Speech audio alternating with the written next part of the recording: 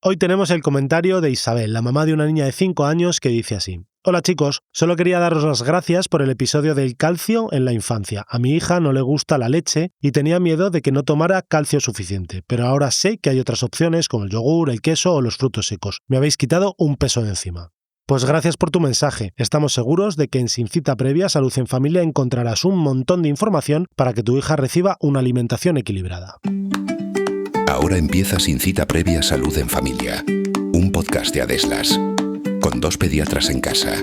Bienvenidos a un nuevo episodio de Salud en Familia, el podcast de Adeslas. Yo soy Gonzalo Ñoro y a mi lado tengo a mi compañera, la también pediatra Elena Blanco. ¿Qué tal estás? Hola Gonzalo y queridas familias. Llegamos al capítulo 200, que se dice pronto, y hoy vamos a hablar de algo que es habitual en los desayunos y meriendas. Porque a quién no le apetece tomarse un zumito de naranja recién exprimido nada más levantarse. Pues mira, a mí el primero, pero ¿realmente son saludables, Elena? ¿Es lo mismo comerse una fruta que beberla exprimida? Bueno, pues aquí está la clave de lo que vamos a desarrollar en el episodio de hoy, pero antes déjame que te haga una pregunta. ¿Es lo mismo un zumo natural hecho en casa que uno del supermercado a base de concentrado de un brick? Pues siento decirte que no. Aunque ambos procedan de fruta, el industrial, el que compramos en los supermercados, suele perder vitaminas y a veces llevar azúcar añadido. Pero ojo, el casero tampoco es equivalente a comer fruta. Aunque no lleve azúcar añadido, el azúcar de la fruta está libre y como luego veremos, pasa muy rápido a la sangre. Y en cualquier caso, lo que está claro es que tomarse un zumo, sea natural o comprado en el supermercado, no sustituye nunca a tomarse una fruta entera. Bueno, en el episodio 200 parecía que no íbamos a llegar, hemos llegado. Bueno, yo he hecho la vista atrás y ya hay algunos episodios que creo que no los recuerdo que los hayamos grabado. A veces cuando, ¿qué podemos grabar? Digo, hablamos de la fiebre. Sí, la fiebre hemos hablado 5 días, 5 veces. Bueno, nunca nos repetimos, siempre aportamos algo nuevo. Y es verdad que de la alimentación saludable, como es una base, ¿no? Como una pata súper importante de la salud en la infancia. Y de la familia.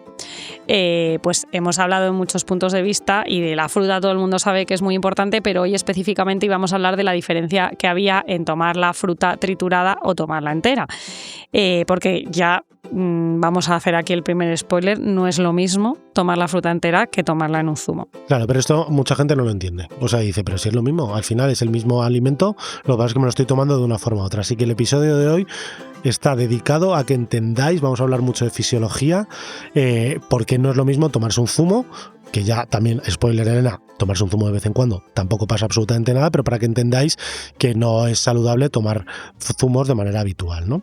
Bueno, a ver, la diferencia fundamental es que la fruta entera, todos sabemos cómo es, vamos a tener una naranja en la cabeza, todos a la vez, pues ¿qué tiene? Pues básicamente tiene agua, también tiene fibra vegetal, vitaminas y azúcares naturales atrapados dentro de estas estructuras vegetales, lo que hace que a la hora de comerlo, pues nuestro sistema digestivo lo absorbe lentamente, ¿no?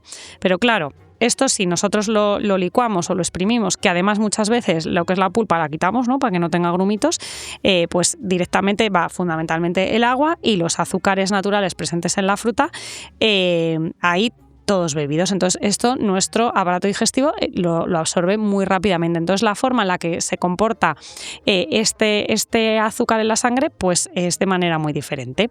Y esto es pues una de las cosas más importantes, el índice glucémico, que ahora explicaremos a continuación.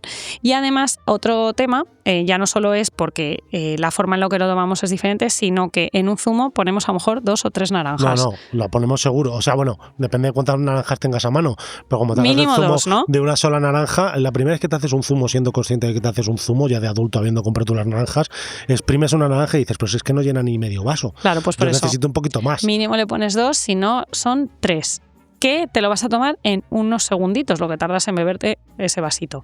¿Cuánto tiempo tardarías en pelarla, en ir a la nevera, la coges, la pelas, te la tomas, te lavas las manos? Bueno, todo ese proceso, ¿no? ¿Cuánto tiempo estás? Pues bastante más rato, ¿no? Sí, a ver, no media hora, evidentemente. pero 20 minutos igual, bueno, 20 minutos una naranja yo creo que es un poco exagerado. No, una no, 3. Ah, bueno, 3 sí, pero claro. Una naranja te lleva a tomarla 5 minutos, más o menos. Pero al final esto es muy importante porque cuando tú estás pelando la naranja, has cogido la naranja, todo eso le dice al cerebro que se ponga en marcha, que se ponga esa conexión intestino-cerebro, que ya va activando nuestro metabolismo para recibir esa naranja, que luego además el azúcar que tiene, el azúcar natural que contiene una naranja, se va a absorber de forma mucho más lenta. Pero esto el proceso de tomarlo más lento, de masticarlo, todo eso va a implicar en la saciedad, ¿no? Entonces, bueno, eso es muy importante como sabemos para prevenir la obesidad, básicamente. Por eso también decimos muchas veces a los niños, cuando tengo hambre, pues estos que están creciendo mucho, adolescentes y tal, por la tarde, pues cómete una fruta, porque es más saciante, porque como te comas 4 o 5 galletas o te tomas un zumito que hay en la nevera, pues dentro de media hora vas a decir que sigues teniendo hambre, así que es mucho mejor. Y esto tiene un significado fisiológico, claro, que vamos a explicar a continuación, porque claro, es que no es lo mismo, evidentemente, tomar una cosa que otra. Claro, lo que decías del índice glucémico, Elena, aunque una fruta y un zumo puedan parecer lo mismo, su impacto en el organismo es distinto, entre otras cosas porque no es el índice glucémico, que es la velocidad con la que se eleva el azúcar en sangre, ¿no? La glucosa en sangre, lo que nos pueden medir con un pinchacito en el dedo, no es lo mismo de tomarnos un zumo, mejor dicho, no es lo mismo que tomarse una naranja, que si esa misma naranja la cogiéramos, la exprimiéramos y nos la tomáramos. La curva de glucemia, o sea, la velocidad con la que aumenta el azúcar en sangre con un zumo es muchísimo más rápido que con una fruta directamente. Por esto que hemos explicado que la absorción es muchísimo más rápida. Y esto dirás, da igual que me suba rápido a que me suba lento, claro, ¿qué más da? No, lo importante es que haya llegado, ¿no? Sí. Es como ya han llegado a la sangre, ya verá el organismo cómo lo distribuye. Claro, pues es que aquí el páncreas famoso y la insulina pues tienen mucho que decir, porque si el azúcar llega muy rápido, el páncreas tiene que producir mucha insulina para bajarlo rápido, ¿no? Y entonces... Pero bajarlo rápido porque, claro, para mantener unos niveles dentro estables de la normalidad, o sea, al final la glucosa no está 100 todo el día, sino pues que hay picos porque vamos comiendo y entonces lo que intenta el páncreas es que se mantenga lo más estable posible. Entonces, cuanto más rápido sube, pues más insulina se produce y entonces más rápido baja. Y entonces al bajar de golpe vuelve a aparecer el hambre y las ganas de volver a comer. O sea, número uno, que los picos glucémicos estos que se producen de la absorción muy rápida del azúcar, que es de los zumos de frutas, pero también de cualquier chocolate, ¿no? Que se nos pueda ocurrir, pues son contraproducentes. Y además, la insulina no es que te baje el azúcar y chimpún, no. Lo que hace, para que se quite el azúcar de la sangre, pues dice, ¿qué hago? Pues lo guardo. Claro, al final la insulina es la llave que lleva el azúcar de la sangre a las células, es la que permite que el azúcar entre en las células, que es luego realmente donde se utiliza el azúcar, ¿no? Que lo utilizan como gasolina para claro, producir energía. Pero claro, si las células de repente, claro, yo me imagino a una célula que está ahí tranquilamente y de repente la insulina abre la puerta de esa célula y de repente entra mogollón de azúcar a la célula, ¿vale? Como un estado que llamaríamos de hiperglucemia celular, ¿vale? Esa no es medible en sangre, la hiperglucemia que medimos es la que circula en la sangre. Claro, un estado de hiperglucemia celular, al final la célula dice, jolín, aquí tengo mogollón de azúcar que en este momento no lo necesito, voy porque lo voy a guardar porque el cuerpo está básicamente pensado para guardar energía. Y aquí el quid de la cuestión, ¿y cómo se guarda? Pues lo guarda normalmente en forma de grasa, ¿vale? Con lo cual aquí... La clave. Y fijaros cómo es la cosa, que estamos hablando de azúcares y de glucosa, pero tiene una repercusión en la grasa. O sea, porque al final no es solo azúcar, grasa y proteína, sino que están muy relacionados entre ellos, ¿no? Igual que podemos producir azúcares a partir de la grasa o grasa a partir de los azúcares. Entonces, bueno, aquí el concepto de índice glucémico, muy importante. El índice glucémico bajo, que es aquel que se considera por debajo de 55, son todos aquellos alimentos que sí que tienen glucosa, tienen hidratos de carbono, pero se eliminan lentamente. Esto hace que se mantengan esos niveles de glucemia que Gonzalo decía más mantenidos y además menos hambre, hacen menos pico y todo esto pues hace que tú comas bien, que tu glucemia se mantenga bien y que no tengas exceso de glucosa que tengas que hacer en grasa. Y por lo contrario, pues están los alimentos de índice glucémico alto, que son aquellos por encima de 70, que ya hemos dicho cuáles son, por ejemplo, un zumo, que bueno, que estos se relacionan claramente pues con la obesidad, la irritabilidad y la falta de saciedad, ¿no? Mira, si decimos que se considera que los alimentos con un índice glucémico bajo están por debajo de 55, para que os hagáis una idea, comerse una fruta entera, la mayoría de las frutas, tienen un índice glucémico bajo que normalmente oscila entre 35 y 45. Sí que es verdad que son alimentos que son ricos en azúcares naturales, como la fructosa, ¿no? Que es el azúcar de la fruta, pero aún así con un índice glucémico bajo. Sin embargo, el zumo de esas mismas frutas pueden llegar a tener un índice glucémico de 70, que se considera muy alto, ¿vale? Para que veáis la diferencia de una cosa u otra dependiendo de cómo lo tomemos.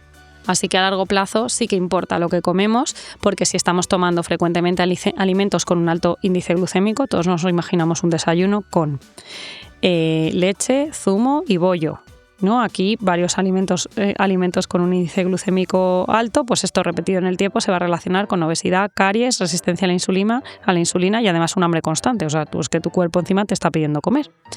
Así que, bueno, ojo, que cuando la fruta la convertimos en zumo, además estamos perdiendo la fibra, ¿no? Que hace que todo lo bueno que puede aportar la fibra hace que ese azúcar procedente natural de la fruta se absorba más rápidamente y bueno, estamos contribuyendo a la obesidad y perdiendo esta fibra que además tiene mucho valor en la microbiota intestinal y por supuesto en el estreñimiento. Ahora vamos con el pediconsejo. Fomenta que tus hijos coman fruta y verdura entera todos los días. Es mejor dar una manzana, una mandarina o unos trozos de zanahoria que un zumo, un batido o una galleta. Cuantos menos alimentos con envase y más comidas sin etiquetas, mejor para su salud. Sin cita previa, ahora es mucho más. Se ha convertido en el espacio de podcast de salud de Adeslas. Cada 15 días podrás escuchar un nuevo episodio de Sin cita previa, salud en familia, con 2 pediatras en casa. Y la semana siguiente encontrarás otro episodio quincenal, pero de Sin cita previa, salud en la mujer, con Esther Gómez, mi enfermera favorita, que aborda temas de bienestar, prevención y cuidados específicos para la salud femenina. De esta forma, cada semana tendrás un nuevo contenido de salud de Adeslas en formato podcast. Solo tienes que buscar en tu plataforma favorita. Sin cita previa, salud en la mujer. Y Sin cita previa, salud en familia. Sin cita previa, salud en familia. Con 2 pediatras en casa. Qué importante este pediconsejo. Creo que en gran cantidad de episodios lo hemos dicho, pero es que es fundamental una alimentación saludable y variada para prevenir muchísimas enfermedades y prevenir problemas en el futuro, porque en los niños parece que todo da igual, pero los niños se convierten en adolescentes, en adultos, y luego las enfermedades cardiovasculares sabemos que son la primera causa de muerte en el mundo y tienen una buena, clara prevención, sobre todo en la infancia. Al final es un seguro de vida que los niños hagan una alimentación saludable desde que son pequeños. Parece como que no va a tener mucha importancia mientras son niños, ¿no? Pues está estupendo, es muy delgadito y fíjate que bien crece y tal.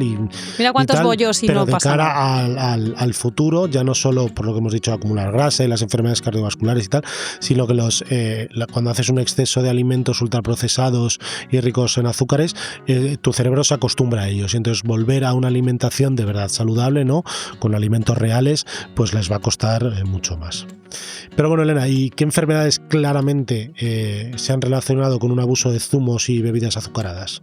Pues todas las enfermedades que tienen que ver con ese síndrome metabólico, ¿no? que lleva a enfermedades cardiovasculares como son la obesidad, de peor pronóstico cuanto más precoz sea el inicio, en torno a los 4 o 5 años. Por supuesto, esto te lleva a mayor riesgo de una diabetes tipo 2. Y lo que antes se conocía como hígado graso no alcohólico, que ahora tiene este nombre que se considera menos estigmatizante, que es la enfermedad hepática esteatótica asociada a disfunción metabólica.